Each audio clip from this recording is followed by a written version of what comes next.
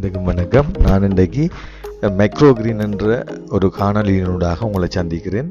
அந்த வகையில் micro green என்றால் முதலாவது என்ன என்று பார்ப்போம். மைக்ரோ கிரீன் என்றால் தானிய பயிர்கள், அவரை பயிர்கள், சில மரக்கறி பயிர்கள் அடுத்த ஒரு ஸ்டேஜ் தான் இந்த மைக்ரோ கிரீன் என்று சொல்கிறது.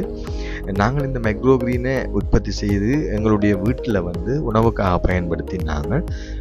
இந்த உணவுக்காக பயன்படுத்தின இதை நீங்களும் பார்க்கணும், நீங்களும் இதை செய்யணுன்றதுக்காக, இந்த நன்மையை நீங்களும் பெறணுன்றதுக்காகத்தான் நான் இந்த காணொலியை பதிவிடுறேன். உண்மையிலேயே நாங்கள் இந்த மைக்ரோ கிரீனை உற்பத்தி செய்கிறதுக்காக எங்களோட வீட்டில் பயன்படுத்தினது பயர் விதை. அப்போ பயிரை நாங்கள் ஊற போட்டு அதை பிறகு நாங்கள் எங்களுடைய மாடிப்படியிலே ஒரு குறிப்பிட்ட ஒரு இடத்தை எடுத்து அதில் செய்தின பசலையை போட்டுட்டு அதுக்கு மேலே நாங்கள் இப்படியே தூவி நாங்கள் ஒவ்வொரு நாளும் பூவாளியால் தண்ணி ஊற்றி கொண்டு நாங்கள் தண்ணி ஊற்றி கொண்டு வரையக்குள்ள அது இந்த படிநில வளர்ச்சியில் பார்க்கக்கூடிய மாதிரி இருந்தது. நாங்கள் இப்படி பூவாளியால் தண்ணி ஊற்றி கொண்டு வரையக்குள்ள சரியாக 10 தொடக்கம் 15 நாளைக்குள்ள நாங்கள் உணவுக்காக அவரை பயன்படுத்த துவங்கலாம்.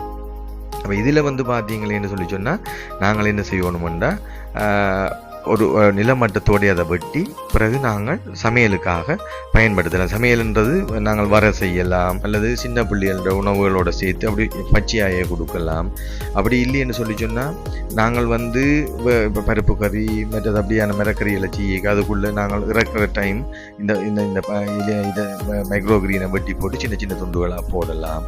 அப்போ இது ஆய்வாளர்கள் எல்லாம் சொல்லுவோம் நம்ம என்ன அதிகமான விட்டமின்கள், கனியுப்புக்கள், ஆன்டி ஆக்சிஜன் எல்லாம் நிறையவே இதில் இருக்குன்னு சொல்லுவோம். அதே மாதிரி இந்த புற்றுநோய் கலங்களை திருப்பி மீளமைக்கிற தன்மை எல்லாம் இந்த மைக்ரோ கிரீனுக்கு இருக்குதாமன்னு சொல்லுவோம். பெரிய பெரிய விஞ்ஞானிகள் எல்லாம் இதை சொல்லுவோம் என்ன சொன்னால் உணவுகளோட சேர்த்து கொள்ளணும், இதில் அவ்வளவு நியூட்ரிஷனல் வேல்யூ இருக்குன்னு சொல்லப்பட்டது.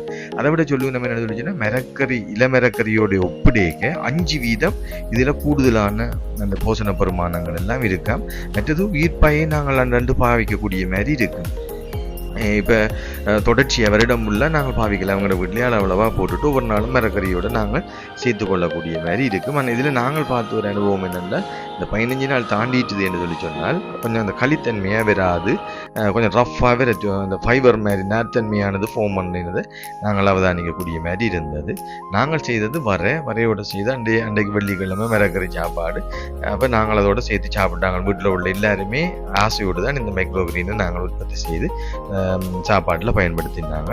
அப்போ அன்பு உறவுகள் அனைவரும் இதை நீங்கள் செய்து நீங்களும் சாப்பாட்டுக்கு பயன்படுத்தணும். அவரையினா எந்த ஒரு விதையும் போடக்கூடிய மாதிரி இருக்கும், இதில் அல்ல தானிய விதியெல்லாம் போடக்கூடிய மாதிரி இருக்கும். போட்டுட்டு உணவுக்கு சமைச்சு பார்த்துட்டு என்ன மாதிரி என்று எனக்கு சொல்லுங்க. நான் இன்னும் ஒரு காணொலியினூடாக உங்களை சந்திக்கும் வரை அன்பு வணக்கம் கூறி விட வருகின்றேன். நன்றி, வணக்கம்.